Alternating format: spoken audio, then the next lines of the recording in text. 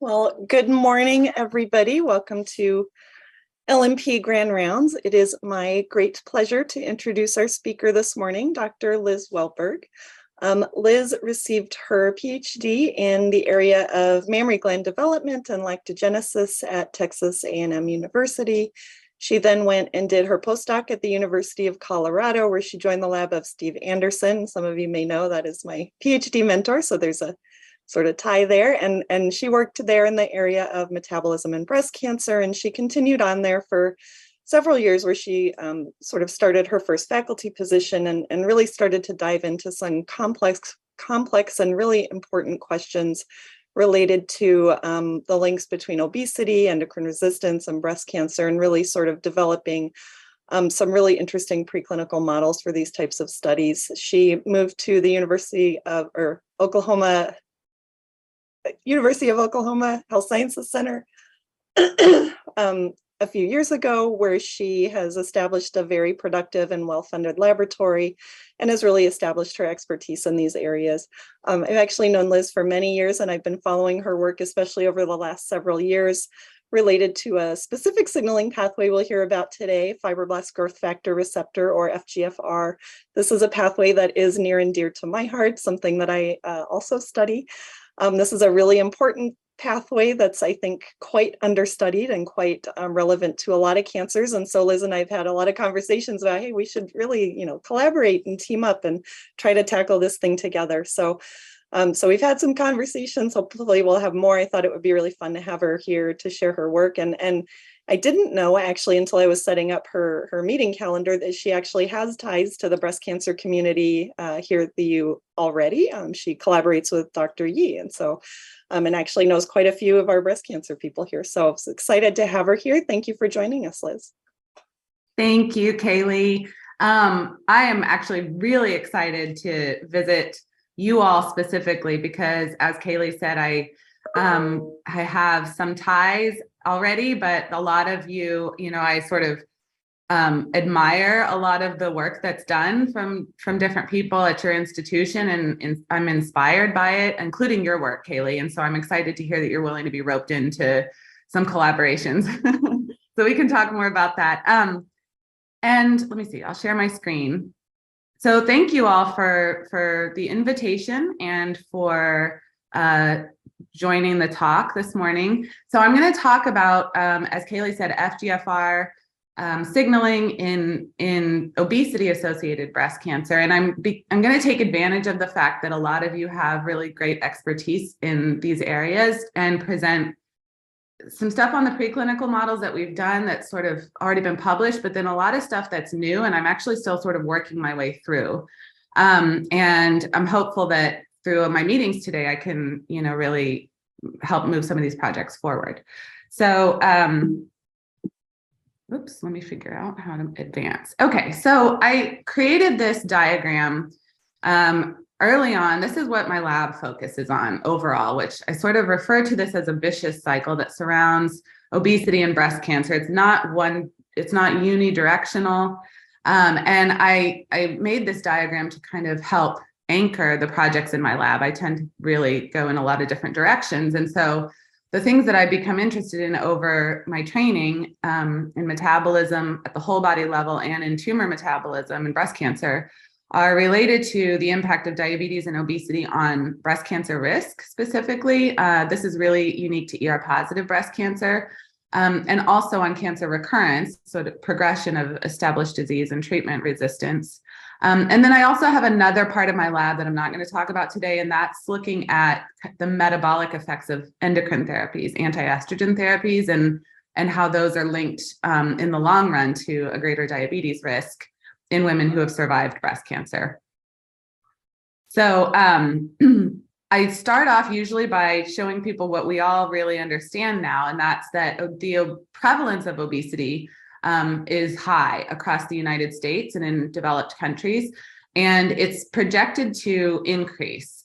This is a projection graph from the NIH suggesting that in adults and in children over the next decade or so, there is projected to be quite an increase in the population that has obesity. And so I think when we're studying really any disease, we have to consider the population that develops that disease. And so the NCI has also put out this infographic that's linking 13 different cancer types now to obesity. And so there's a lot of strong clinical data to link these cancers to obesity. And what I'm specifically interested in, of course, is breast cancer. And the link with obesity is really specific to postmenopausal breast cancer in terms of an increase in risk. And this is just an example of a risk study that shows a relative increase in postmenopausal, but not premenopausal breast cancer risk with obesity. And then there's also a poorer prognosis, so shorter disease-free survival associated with obesity. And you all know this, I don't have to tell you too much about it, but generally, breast cancer is treated as 3 different subtypes, with ER-positive breast cancer representing the majority of the tumors that are diagnosed in women. And so, as I mentioned a second ago, the risk associated with obesity depends on the subtype and also depends on menopausal status. But prognosis is a little bit different. Obesity appears to impact breast cancer-specific survival regardless of subtype or menopausal status. And this meta-analysis just sort of illustrates that. The arrow is the reference, which is 1. And so the hazard ratio associated with obesity for breast cancer specific survival is elevated in ER-positive and ER-negative tumors, and is also elevated in premenopausal and postmenopausal women. So this is kind of something that I'm interested in, but I do still focus on ER-positive breast cancer. And obesity is defined by BMI, which is weight relative to height. And that's a good way to assess a population, but it's not necessarily the most effective way to understand individual risk. And so because breast cancer is so prevalent, there's a lot of data and a lot of people studying the relationship with obesity and breast cancer. And so there are 3 things that have kind of emerged as potentially independent indicators of risk or prognosis associated with obesity. One of them is metabolic health. This just sort of refers to, your glucose tolerance and insulin hyperinsulinemia or not, dyslipidemia, if that's present. It's often associated with inflammation. These are all mechanisms that have been linked to obesity and breast cancer. Another one is weight gain, and this is what I'm going to focus on.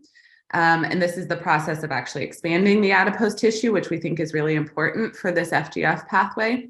And then another thing that might be even more predictive of breast cancer risk and prognosis is adipose distribution. So people can have identical BMIs, but where the adipose tissue is located can influence cancer risk and can also influence metabolic health. And so, as I said, I'm going to talk about weight gain today. There's a few studies that have shown that weight gain specifically, irrespective of obesity status, associates with postmenopausal breast cancer risk. So this study, for example, showed that in postmenopausal women estimated about a 10% greater risk for every 11 pounds of adult weight gained.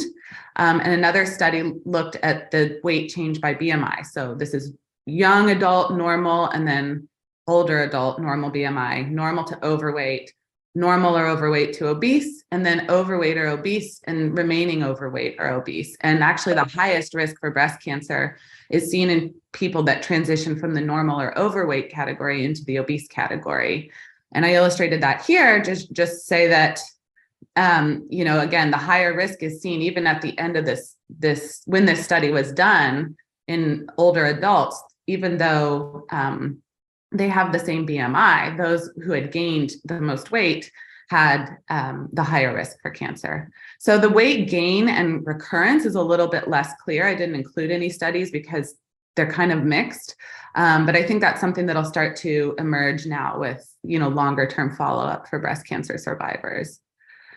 So I was interested, as Kaylee said, I was interested in preclinical modeling and trying to understand what it is about weight gain that drives breast cancer progression, essentially, and potentially risk. And we used, mice are a little challenging to study ER-positive breast cancer in because they don't naturally develop ER-positive tumors in many models. although they're luminal, they're not estrogen receptor positive or dependent necessarily, especially not through progression of the disease. And so we, in Colorado, when I was there as a postdoc, they developed a PDX bank that specialized in the estrogen receptor positive tumors. So I wanted to create a model where we could use those ER positive tumors. And because they're human tumors, we had to use immune compromised mice. And those are a little challenging for females, especially to develop obesity just on a high fat diet. So we ended up, I'll show you some of the ways that we sort of create this model, but this is our general study design. So mice are matured on lower high fat diets, and the high fat is only 40% fat. So I think it's pretty reasonable. And then they're actually housed at thermoneutrality. So we actually warm their cages, and, mice in vivarium temperatures are cold. It's chronic cold stress a little bit. And so they burn a lot of their extra calories for heat. And so if you just warm them and suppress their brown fat, basically, then they will really start gaining weight. So then once they're mature, we ovex them and immediately supplement them with estrogen. And this is because many of these ER positive tumors require estrogen supplementation to take and to grow. And the human tumors. And then once those are established, we kind of model endocrine therapy by withdrawing, either the controls stay on estrogen and we withdraw supplemental estrogen. And we do this to model endocrine therapy, but also because what that does is it forces a really rapid period of weight gain in these females that takes about 3 weeks. And we can really study mechanistically, kind of experimentally study the process of adipose tissue expansion. And so this is an example of the thermoneutrality concept. So we warm them on blankets. We just have these little heating blankets, and the cages sit half on and half off the blankets. And they basically, the mice can choose whether to be on the warm or cooler side, but overall the cages are warmer, right within the thermoneutral zone here for mice, and the control cages are a little cold. And you can see here when we did just a body mass or body weight study, the high fat fed females, once we started warming them, just within a couple weeks, really started rapidly gaining weight. The body composition, so this weight gain was only due to an increase in fat mass. So the lean mass didn't change with warming, but the fat mass did. And then our estrogen deprivation or e-withdraw intervention doesn't do much in these low fat fed females. These lean females are pretty resistant to the obesity and the weight gain. But in the high fat fed females, and this is high fat, high sucrose, the body mass, body fat, and then metabolic function starts to be impaired. And we also showed that they have impaired glucose tolerance.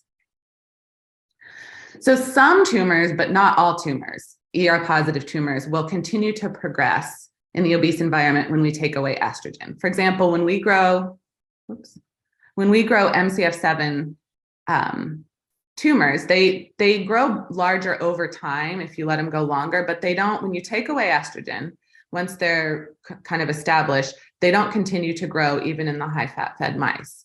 But we've also used tamoxifen resistant MCF7 cells, and those do continue to grow. In fact, they grow huge in these high fat fed females, the obese females, over the 3-week period of estrogen withdrawal. And then we've also used a PDX. I'm showing you some data from a PDX UCD12, which is an ER positive PDX, and it also continues to grow after estrogen withdrawal. And this corresponds with the weight gain. So this is a pre and post measurement of body mass in the lean and obese females, and the high fat fed females are gaining weight, but not in all cases, that's not sufficient to promote tumor growth. So we were interested in what's driving these tumors. And we're wondering if in the context of obesity, are these tumors, do they look like endocrine resistant tumors? Clearly the MCF7 tamoxifen resistant cells are endocrine resistant cells, but I wondered if maybe these, even early on, if the tumors in obesity have features of endocrine resistance. And I have to talk about estrogen for just a second, because estrogen is a huge driver of breast cancer risk associated with obesity, the primary risk. But aromatase inhibitors are pretty effective at reducing estrogen levels in women with obesity. And I'm not sure that estrogen is responsible for the progression phenotype. And certainly in the mice, we've actually never been able to detect estradiol in the adipose tissue. So this is human breast adipose tissue. And then lean or obese mouse mammary adipose, we've never been able to detect it. And we've not been able to reliably detect aromatase gene expression, where of course it's highly expressed in the ovary. And when we measured the serum levels of estrogen by ELISA, which is not the most ideal way, there's some limitations to this. There isn't, in estrogen supplemented females, there's not a difference with obesity. And when you withdraw estrogen, it's pretty low. In fact, this dashed line here is the lower limit of detection of the kit. So there's not a lot of evidence that the obese female mice are producing estrogen in their fat the way a human would. So we quickly moved on to ask, what else could it be, basically, if it's not estrogen? And one of the things, in keeping in mind this idea of our tumors and obesity endocrine resistant, we just looked at publicly available gene expression profiles from ER-positive tumors from people that were classified as responders or non-responders to aromatase inhibitors, short-term neoadjuvant treatment. And then we cross-referenced that with a data set of tumors with a known BMI from these patients. It's kind of difficult to get all of these in one data set so far, but what we did was we then inferred the upstream regulators of the gene expression profile that were common to the non-responders, so the resistant tumors, and then people with a high BMI. And of these 5 pathways, FGFR1 emerged as one potentially activated pathway that was common to the endocrine resistant and high BMI. And so my R01 focused on this, and actually about a year after I got my R01, this really exciting study came out that I absolutely love, which is not mine, unfortunately, that showed that essentially FGF1, so a ligand for FGFR1, is produced by hypertrophic adipocytes. So these adipocytes in the local environment can get big, and they reach a critical point where there's a physical tension, and then this piezo-1 channel opens and releases FGF1. And the purpose of that is to actually expand the adipose tissue in a healthy way. And I'm illustrating that here. Basically, when you have a positive energy balance and you're gaining weight, your adipocytes get bigger, but you need to expand your stromal cells, your pre-adipocytes and progenitors, so that you can create new adipocytes and have what's called healthy weight gain. Otherwise, you end up with a lot of problems that would cause issues later on with metabolism. So in our mice, FGF1 was elevated after estrogen withdrawal in the obese females. And I'm just again reminding you that these are the ones that are gaining weight. And we also looked at their adipocyte size distribution. And of course, the largest adipocytes were seen after estrogen withdrawal in the obese animals as well. And I apologize, I kind of toggle between high fat and obese. But it's all the same study. And then on an individual level, FGF1 expression correlates with the fat pad, the local mammary fat pad mass, the rate of weight gain that these mice were experiencing during that 3 weeks of estrogen withdrawal, and also with the adipocyte diameter. And this is a study that showed, this is human subcutaneous adipose tissue. And these biopsies were taken from people, everybody had obesity. They were taken before and after intentional weight gain for the purpose of a research study. And it was only in the patients that were considered metabolically unhealthy who gained weight that FGF1 was consistently increased during weight gain. So I thought that was really interesting. And in the paper that we published in 2018, we also showed in human breast adipose that FGF1 associated with obesity and with adipocyte diameter. So in tumors, then we looked at FGFR activation, FGFR1, and we used phospho-FGFR1 sort of as a surrogate for immunohistochemistry. And in this data set, this is from my former chairwoman, Dr. Ann Thor in Colorado.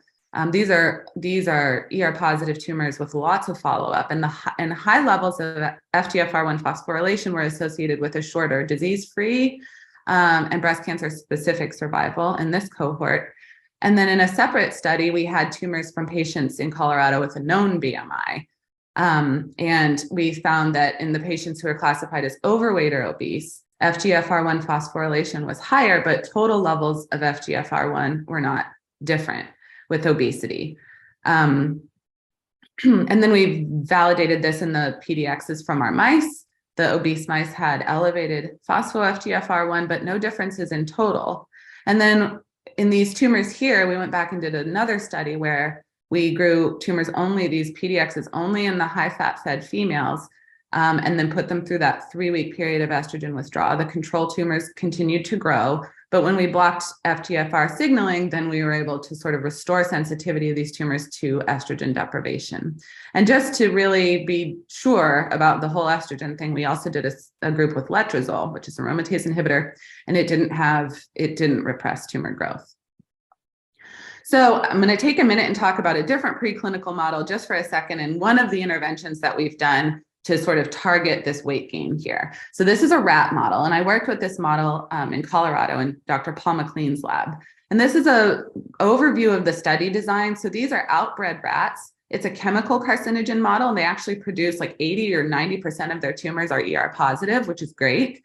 And so in mature animals, they get initiated early, and then mature lean and obese animals are growing tumors as they're maturing, and then they're randomized by tumor burden within the group to OVX, and that's the treatment. And then once that happens, again, they go through the same sort of 3 to 4 week period of rapid weight gain, and then we can apply interventions. We can either study the tumors right then, or we can wait until they go out a little bit further and look at sort of long-term outcomes.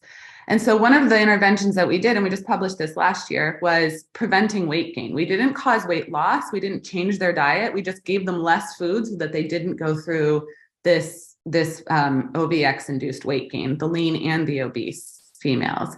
And preventing weight gain or weight maintenance normalized their glucose and insulin to some extent.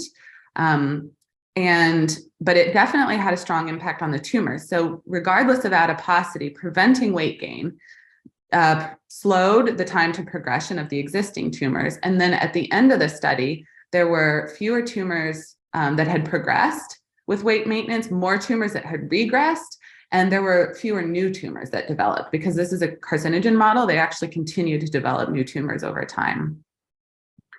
So the FGF story is something we investigated in this model as well. So we were able to prevent those larger adipocytes from forming in the obese animals with weight maintenance. And when we categorize the rats as either in a low positive energy balance or a high positive energy balance, and this is referring to basically how quickly they're gaining weight and how much they're gaining, it was the obese animals in the high positive energy balance that had elevated FGF1. So preventing weight gain reduced FGF1 expression in the adipose tissue and also reduced the phosphorylation of FGFR1 in the tumors. And so this cycle sort of, or this network of weight gain and adipose production of a normal growth factor feeding tumors is something that we've found now in a couple of models. So what is FGF1 or FGFR? Any of them? What does this system do to tumors? And essentially it does a lot of things. And we were, there's a lot of different signaling pathways that are activated. And one of the things that's really exciting is the work on crosstalk with the estrogen receptor. So our hypothesis was pretty simple, and that's that FGF1, so normally you have estrogen activating its receptor, and FGF1, when you deprive of estrogen, you get weight gain and you get FGF1. And we thought, okay, well, that's probably just activating the estrogen receptor and essentially replacing estrogen. And you all are the experts in all of this kind of thing. So essentially this is estrogen receptor and all the different places it can be phosphorylated and the upstream pathways that feed into that. And the two things we wanted to focus on were serine 118 and 167 as markers of activated estrogen receptor. So we did phospho and total proteomics analysis of breast cancer cell lines, the MCF7s and the TAM-resistant MCF7s. And there were quite a few changes in the total proteome just at baseline. And in fact, like this is just an illustration of the things that are elevated with the tamoxifen resistant and that are down so that they're higher in the MCF7s. For example, the top pathway, a lot of things that came out of this were actually metabolic genes. The top protein that was up is it's SLC16A3. It's a lactate transporter. And, just to sort of confirm that is actually a bad thing, we looked in, human data, and it's not necessarily, it's associated with a shorter recurrence-free survival. And then in the tamoxifen, or in the MCF7s, The endocrine sensitive ones, for example, the top protein here is a mitochondrial translation factor. So it regulates mitochondrial function and oxidative phosphorylation, and it's actually associated with a good prognosis. And so the pathways that were represented by these things that were elevated in the tamoxifen-resistant cells were related to a lot of different things, including metabolism, and glycolysis and oxidative phosphorylation. So these cells are really different, really at baseline. And then we were interested in what happens when you treat the cells with either estrogen or FGF, and what happens to the phosphorylation. Really, we were focused on estrogen receptor is what we were looking for. And there were several patterns that came out of this. Some things that were regulated only in the tamoxifen-resistant cells and not in the parental cells or the endocrine sensitive cells. So those emerged, those pathways were acquired. Some that were defective, they were regulated normally, but no longer regulated in the tamoxifen-resistant cells. And then there were things that were unaffected. And I just want to show you a couple of examples of what was changed. So for example, at baseline, things that were overrepresented in the endocrine sensitive cells, the MCF7s, were like AKT, Wnt, beta-catenin signaling. Whereas in the tamoxifen-resistant cells, for example, here, there was a lot of mitosis, cell cycle, DNA repair pathways that appeared to be enriched, which is not surprising. Estrogen changed different things depending on the cell line. It changed post-translation modification, mRNA processing, and chromatin organization. And FGF, we were excited to see, and in the TAM-resistant cells, that there was an increase in nuclear receptor signaling pathways, and also some regulation of apoptosis, which we haven't necessarily explored this. Unfortunately, from this analysis, we did not actually detect the estrogen receptor, which was incredibly disappointing. But we did get a lot of information that we're actually still going through. So these cells are totally rewired in endocrine resistance, and a lot of the things that are changed actually are related to metabolism, and that's sort of where I'm going with this. So because we disappointingly did not measure ER phosphorylation in that experiment, we went back to the tumors and just performed immunoblots, Western blots, for phospho-ER. And these are human tumors in mice. So in the obese animals, phospho-ER was elevated, total ER was not different. And then there was some evidence that some ER target genes were elevated with obesity. And so phospho-ER at the protein level is actually not a favorable. It's associated with a shorter recurrence-free survival in ER-positive tumors, but total ER levels at the protein level are not associated with that in this data set. So then we asked in cell lines, and we saw these are MCF7s and tamoxifen resistant, and then that UCD12 tumor actually has a matched cell line that we can do culture experiments with. So I'm just reminding you of this tumor growth graph. So in MCF7s, estrogen activated ER at the single time point. FGF did a little bit at serine 118, and then serine 167 was more robustly increased with FGF at this single time point. But in contrast, the tamoxifen-resistant cells showed a less of a response to estrogen and a greater response to FGF up front for serine 118, and similarly for serine 167. And the UCD12 cells did as well. There was a little bit more of a response to FGF1 for these two phospho sites in the estrogen receptor. So essentially, the take-home message from this is that within these cells that can continue to grow in the obese environment where we know there's a lot of FGF, there is evidence that FGF can activate the estrogen receptor in these cells.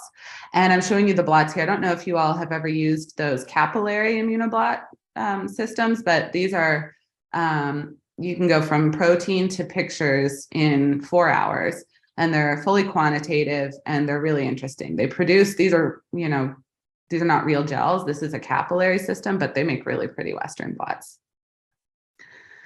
So we also did gene expression profiling, of course. As I'm starting my lab, we're doing a lot of discovery experiments to really zero in on potential mechanisms. And we focused on, so these are cells now treated for 24 hours with estrogen or FGF in the presence or absence of ICI, which is what this is, so fulvestrant, basically, which is an ER degrader. And we were asking what pathways in these cells are dependent on the estrogen receptor. And basically, in the context of FGF and MCF7 cells, there's not really any evidence that the estrogen receptor is playing a big role in the response to FGF. But in the tamoxifen-resistant and the UCD12 cells, again, both of which grow in the obese environment, there does appear to be quite a few genes. There's quite a few genes that are reversed when we add fulvestrant in the context of FGF. And so if we look at that a little bit differently, this is looking at the overlap. We're looking at what are these genes essentially in the tamoxifen-resistant cells that are reversed with fulvestrant, and what do they do basically? And essentially, like I said, there's really none that are impacted by fulvestrant. These are the pathways that are represented by these genes here. And glycolysis was something that popped up. Hypoxia, glycolysis. These are typically things that are associated with the triple negative subtype of breast cancer, but also with aggressive ER-positive breast cancers. And so there's like 7 or 8 genes that were responsible for, strongly responsible for this glycolytic signature. And if we look at those genes and the pattern of their expression with estrogen and ICI or FGF and ICI, there's not really a pattern in the MCF7s, but in the UCD12s and the tamoxifen-resistant cells, now we're starting to see regulation of these genes either by estrogen or by estrogen and by FGF, and it appears to be dependent upon the estrogen receptor. So we looked at the functional outcome, and the glycolytic gene expression is one thing, but we wondered, are these cells actually different in their metabolism? And so we used the seahorse assay for this. So in MCF7 cells, both estrogen and FGF increased oxidative metabolism and glycolytic metabolism. And this is shown here in this graph. This sort of predicts or calculates the ATP production that comes from glycolysis or mitochondrial metabolism. And they both treatments, sort of, especially FGF, increases both glycolytic and oxidative metabolism. That's not surprising. It's a growth factor. These cells are going to proliferate and grow and be more metabolically active. In the tamoxifen-resistant cells, though, FGF increased the glycolytic metabolism, but didn't really change the oxidative metabolism or the ATP production from oxidation.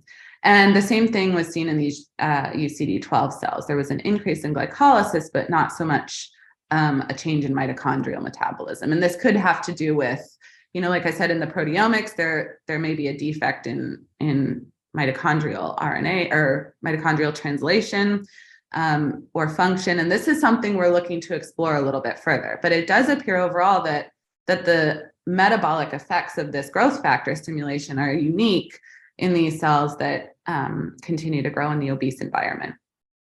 And so when we tried to normalize them, we wanted to normalize this seahorse data. We first of all just measured protein concentration in the media, in the wells after we did the assay. And the protein concentration fit with what we would expect, an increase in the metabolism. There's more cells. And then here's a proliferation assay showing that these cells do proliferate. But then when we looked at the tamoxifen-resistant and the UCD12 cells, we started to see a disconnect in the protein content from the metabolism and also from the proliferation assay. So again, I think that these data are indicating that the metabolic effects of these treatments are not necessarily directly linked to proliferation and kind of the standard behavior of what we would think these mitogens would do to cells. And so we're exploring this a little bit further as well. And so overall, our kind of working model, I'll go through this and then I'm going to show some newer stuff that we're just now doing, is that, in the context of obesity, when you have estrogen deprivation, and that can be menopause, it can be OVEX in an animal, it can be ovarian function suppression in a human, endocrine therapy, even the aromatase inhibitors and tamoxifen act to deprive the signal, the estrogen signal, that causes a positive energy balance and it causes weight gain. And there is a difference in how the lean and obese environment responds to that positive energy balance. And the lean animals can generally handle it without overproducing a bunch of growth factors. But in the context of obesity, there's some enhanced growth factor production, and that's, again, a normal process to just help grow the tissue in a healthy way. But if there's a tumor there, so this is FGF1, which is what we focused on, if there's a tumor there, it can take advantage of those growth factors as well and continue to progress or do other things. Maybe they invade and metastasize. And so it appears as though this mechanism might happen through estrogen independent ER activation. So not necessarily ER independent. These tumors may still be dependent upon ER, but not on estrogen. And perhaps this occurs through the acquisition of an aggressive metabolic phenotype in these ER positive tumors. And so what we're working on now is, how does the metabolism change? And is it something that occurs early that we can catch and use as a biomarker, or is it a driver? And among the FGF target genes in that sequencing data that I showed you across all 3 cell lines, one of the top genes is this gene ETB4. This is an ETS transcription factor, and it's an FGF target almost in every single cell line we've examined. And ETB4 is interesting because it's been shown in a couple of papers to regulate glycolysis in breast cancer cells. And it also has been shown in endometrial cancer cells to interact with the estrogen receptor and change where it binds to DNA. And so kind of our working hypothesis now is that this FGF stimulation not only can activate the estrogen receptor in certain contexts, but it also increases ETB4, and that may be associated, maybe driving this metabolic reprogramming phenotype. So this is what we're asking. Does ETB4 play a role in this metabolism? And is this FGF1 ETB4 ER rewiring situation something that drives endocrine resistance and obesity? And then, our last little piece of data, with preliminary data, we've made ETB4 knockdown cells. These are the tamoxifen resistant ones. And we picked some of our favorite glycolytic genes from our signature and looked at how they responded to these, especially the statistics here are only done on the FGF treatment, but we've done estrogen in both estrogen and FGF. And essentially, FGF induces all of these glycolytic genes in the control cells, but when you knock out ETB4, it no longer does that. So we're starting to at least make that first connection. And then we are hoping to move on and kind of ask, is ETB4 sufficient to really promote this phenotype that would allow these tumors to become resistant? So to summarize, I think I'm doing great on time, actually. So the big picture in the whole body, weight gain, we think weight gain may support tumor growth in part through FGF production, and then estrogen independent activation of the estrogen receptor. And there are definitely lots of growth factors that are produced in this environment. And I think that this FGF crosstalk is an example of one. And so, I don't want to say that it's the only thing, but it seems to be pretty important. And then the ER transcriptional activity may actually change. At first, we thought that even if you lost estrogen and you gained FGF1, it was still all just activating ER and it was all the same thing. But I don't know that that's true necessarily. And so we're doing some studies right now to just chip ER to different regions in response to its normal ligand and in response to growth factor stimulation, and sort of see how it changes. And the metabolic reprogramming that we see in these aggressive cancer cell lines, or tumors like triple negative breast cancer or endocrine resistant ER positive breast cancer, may occur in these obesity associated tumors. And we're wondering now if this occurs early and if it's actually responsible for driving the sort of resistant phenotype that we see in obesity. So with that, I would like to thank my lab and collaborators. Marisol she's junior faculty transitioning to a Cobre Award now out of my lab, and she's actually going to get her own lab pretty soon, which is exciting. Marisol and Barbara have done a lot of the work on this study, and I have my lab's actually growing really fast, and so I have technician and several students and collaborators in the University of Oklahoma. I also have collaborators all over the country and in Canada, and former research assistants and students who really helped with the animal model development. And then, of course, I'm very grateful for my support, including my startup from the Cancer Center and the Diabetes Center, which is there's a joint recruit to the University of Oklahoma. And thank you all again for attending. And I'm happy to answer any questions or take suggestions or ideas. And I look forward to meeting with several of you later today. So thank you. Thank you, Liz. That was a great talk. Lots of interesting things to think about. I actually was not aware of the thermoneutrality thing, and I always wondered why our mice always had a little bit of brown fat. So yes, it's especially here in Minnesota, that might be a yeah about that. So we'll open it up for questions if anyone can raise their hand or just unmute. I'll start. I had a couple of questions. One is kind of basic. I'm really intrigued by the sort of the differences that you're seeing when you treat, like, you know, the MCF7 versus the tamoxifen resistant cells with FGF, and you see very distinct transcriptional profiles. Just a really basic question, like, have you looked at the different receptor isoforms in these cells, and are there differences in sort of differences in the receptors at all? You mean FGF receptors or estrogen? Yeah, the FGF. Yeah, so no, we haven't yet. We've looked to see if FGFR1 is higher in you know, because the amplification of FGFR1 is obviously associated with endocrine resistance, and so we wondered if maybe they just had acquired FGFR amplification in the tamoxifen resistance. I didn't analyze the DNA. There's a little bit of a higher protein, but I haven't looked at all of the other ones. And I mean, I could certainly go back into the sequencing data and compare them.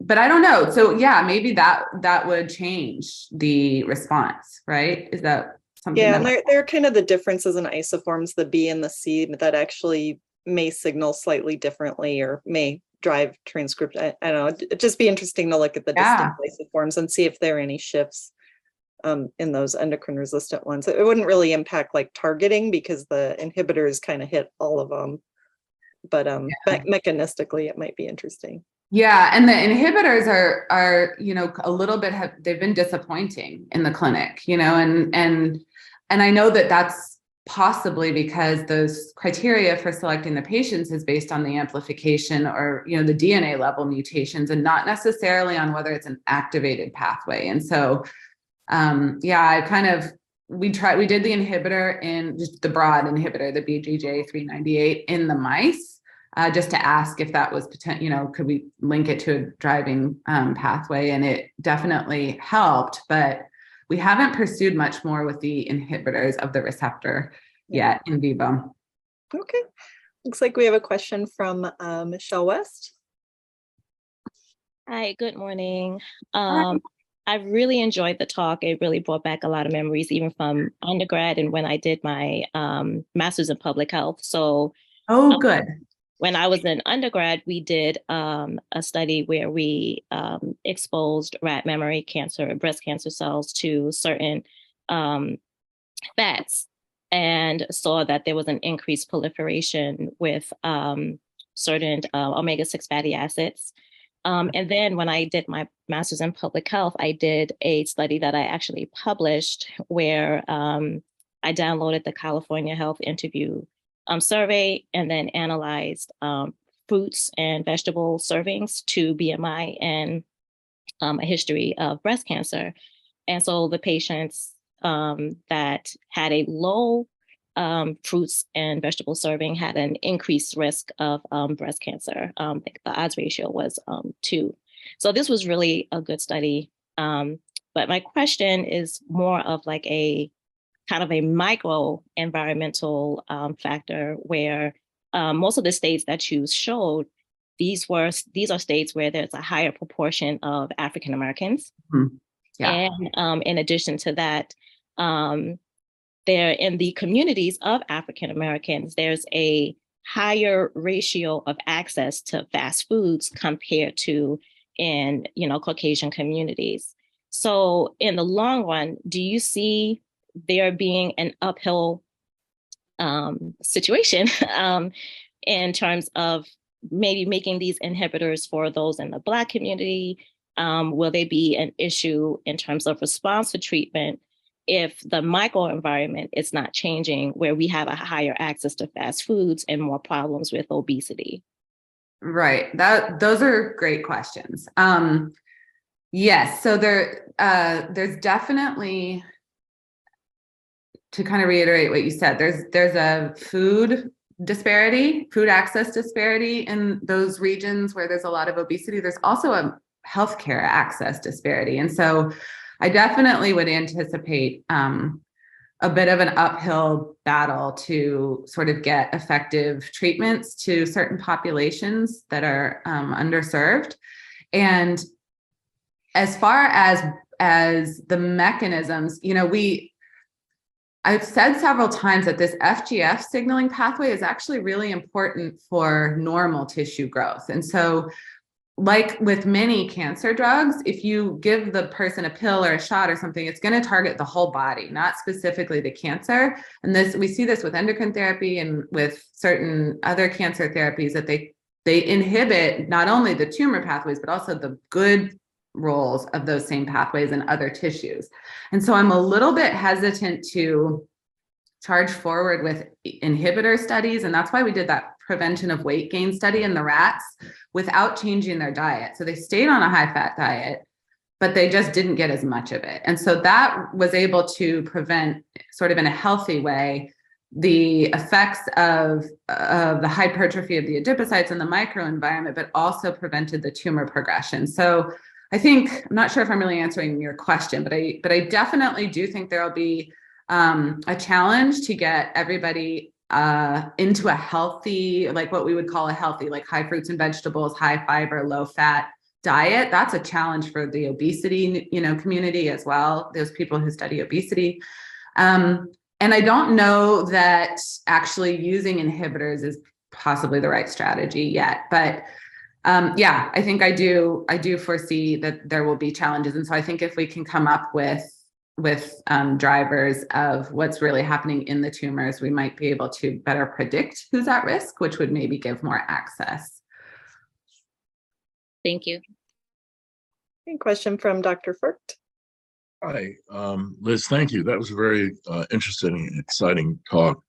It reminded me of when I was a young assistant professor. There was some faculty at our place that were immunologists, and they had been very interested in diet and tumorigenesis, or the take of transplanted tumors or whatever. And they didn't do obesity studies. They did the reverse. They actually showed very definitively, and this is like 4 decades ago, calorie restriction. So they had mice on normal caloric diets, and then they had mice like a 25% calorie restriction. The effects on the animals was very profound. There was, I think, first of all, just calorie restriction will increase life expectancy in the mice, number one. Number two, it increased survival with tumors over time. So it was very, very interesting. And I've always put that in the back of my mind. And, I don't see humans being able to do that very readily. No, we're not good at calorie restriction. But one of the questions I had for you on the obese, we know obesity affects negatively lots of things in health. I mean, COVID, everything I've done. So, and I was very interested in your FGF work. But I wonder, I think some look at obesity as sort of a chronic state of inflammation. Inflammation, yep. And I wonder if you have looked, or others are looking at, other cytokines or growth factors along with this in the obese? Because my guess is there's going to be a sort of a pan excitement of the whole system. And Yes. I wonder if you or others have. So I don't specifically study immunology. I'm not trained in it, but the biggest sort of limitation of using these transplant models is they're immune compromised mice, right? So we're really not recapitulating that whole relevant environment. Right. Mice. In the rats, we do, those are immune competent. It's just a outbred strain, wild type strain, I guess you would call it. So they do have an immune system. And one of my colleagues from my postdoc has done some work in the immune system. And definitely it plays a role. I mean, there's, the cytokines that are produced, there's the polarization of the different immune cells and how they sort of influence the microenvironment. One thing that I think is interesting about the calorie restriction literature is there's some people, I think it's Steve Hursting in North Carolina, who has done those diet studies where he does weight loss in mice. And I think there's what they call an immunologic memory of obesity. So like, even if you lose weight, you might lose growth factors that are associated with the adipose, but there are still some evidence that the inflammation and those pro-inflammatory immune cells are still there in the adipose tissue. So I haven't really looked at it, but I agree with you. We had to sort of pick one mechanism to study. Yeah, but I'm sure this is a complex situation. And I think really what that means is probably the best intervention is one that targets the whole body. And prevention would be ideal, but again, we're terrible at that as Americans.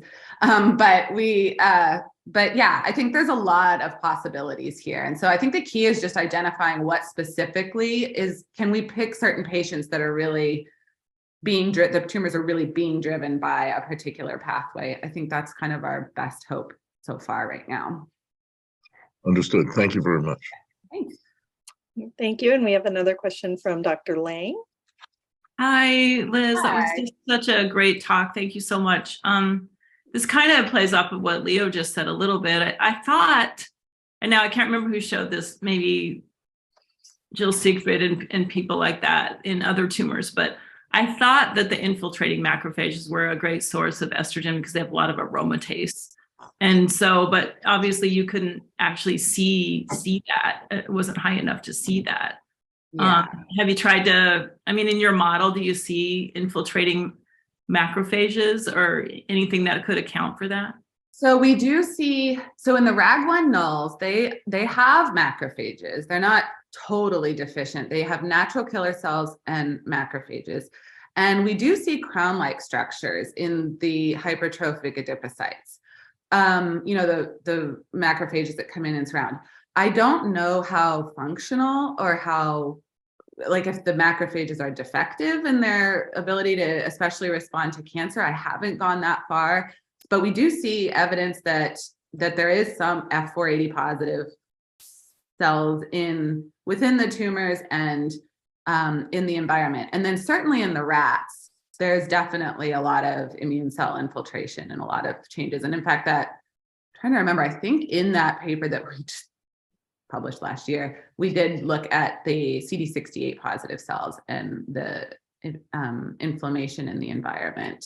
And there were definitely a lot of cytokines. Even in that model, though, in the rat model, I haven't been able to detect estrogen even in the adipose tissue from those rats. So I know it's like a controversial thing, and in rodents, and I think in humans, I don't think there's any question, that the stromal cells and the adipose tissue are a major source of aromatase and then local estrogen production. In the rodents, I just am not convinced that it's a good use of my energy to try to chase that down because I can't prove it. But aside, we just heard, the macrophages do produce other things. I think in the RAG1 nulls, though, I would be a little hesitant to say that the phenotype that we're seeing is driven by an immune cell population, despite the fact that they have some immune cells. I'm not, like I said, I'm not sure how functional they are. So I like that model because it really does let me just sort of focus on the growth factors specifically and you know, ask some experimental questions about those in a less complex setting. Sure. Okay, great. I think we talk after this, so I have other questions we can talk about then. Thanks. Thanks. Okay. Anyone else? Dr. Ostrander?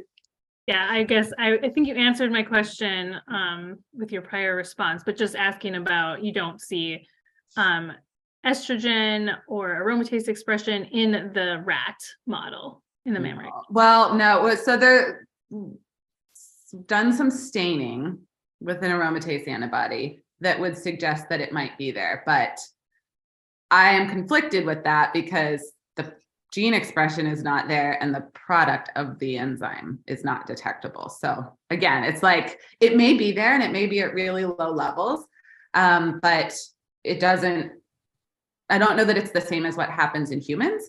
And so I'm not sure that modeling local estrogen production in rodents is the smartest way to study local estrogen production, basically.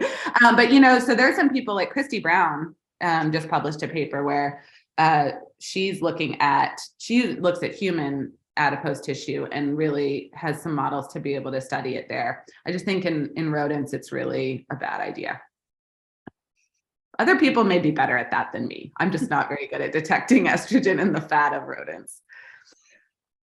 And it may be, I mean, this may come down to there's a lot of interest in our group here with the idea of spatial, spatially, there may be a little tiny amount of estrogen sort of surrounding that cell that you'd never be able to detect, that maybe a tumor cell is able to sense, for example, but the technologies are still challenging to really nail down sort of.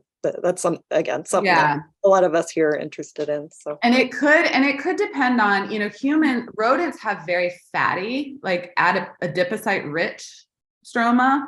Humans have very cellular breast stroma, right? So on a per cell level, it could be that it's just a little tiny bit of estrogen from one or two of those stromal cells, but then there's just like 1,000 times more stromal cells in the human. So yeah, I just think it's, for whatever reason, we just have not really been confident in the estrogen story in our model with rodents. You had, you showed data like you had human tissue that you measured estrogen levels. Human breast adipose, yeah. And that was like, that's super easy to detect. Every single one, I forget how many were in there, 14 or 15 separate breast samples. And it's in every one of them. So I'm like, oh. We can detect it, and we can detect estrogen in the ovary of the mouse and the rat. We can detect it by mass spec. It's just not in the adipose. So, it's just kind of a word of caution, when you're studying breast cancer in rodents and using human tumors, we all know that we have to supplement with estrogen to get those human tumors to grow. It's like mice just don't make a lot of it locally in that environment. Now, that's an interesting point. It may actually have something to do with why the mice don't model the ER positive tumors quite so well. So, right. Yeah.